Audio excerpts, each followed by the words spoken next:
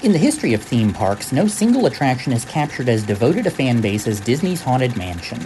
Perhaps its doors entice us because of a perfect balance of dark humor and macabre images. Or maybe it's a whole ride built on ghost story exposition, providing just enough information to raise questions but not enough to answer them, similar to a tombstone epitaph that can only provide a single snapshot of a deeply layered narrative. For whatever reason, the mansion beckons us to explore it time and time again. Here then is a run-through of its halls at breakneck speed, probably not the best choice of words. We begin in the foyer with a nod to the picture of Dorian Gray and the famous aging portrait of a man often thought to be, no first name given, Gracie, master of the house, although there is much evidence to suggest otherwise. Moving forward into the iconic stretching room, we're presented with a theme of the mundane masking the tongue-in-cheek horror lurking just behind the scrim. Depending on where you are, in one order or another, you find yourself the subject of interest in the portrait gallery or disinterest in the loading area. Moving deeper through the library, we're greeted by the shadow of a musician in a newly renovated Escher-esque stairwell after having cleared out the cobwebs. Arachnophobia warning.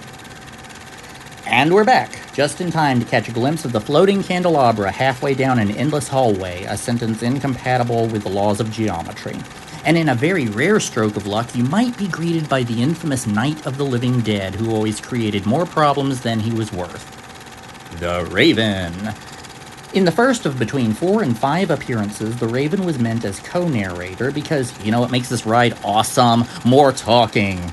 A lot happens in the conservatory between the reluctant corpse and the Nosferatu hand clock, so it's time for Madame Leota, the ride's unsung hero, to bring some organization to the chaos.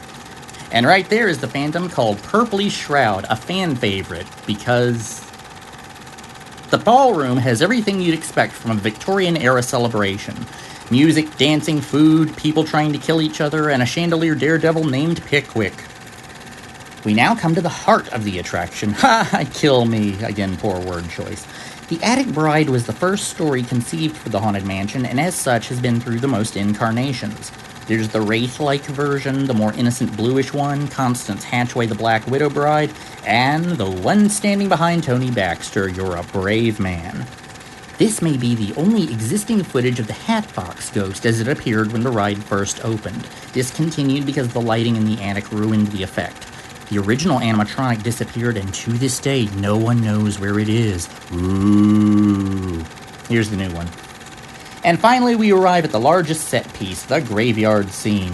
The Phantom 5, the singing bus, the cycling banshees, this thing, and an overriding sense that any fears we have about death are really just the doorway to the after party, and any jump scares we've experienced from the denizens are all meant in good fun for them.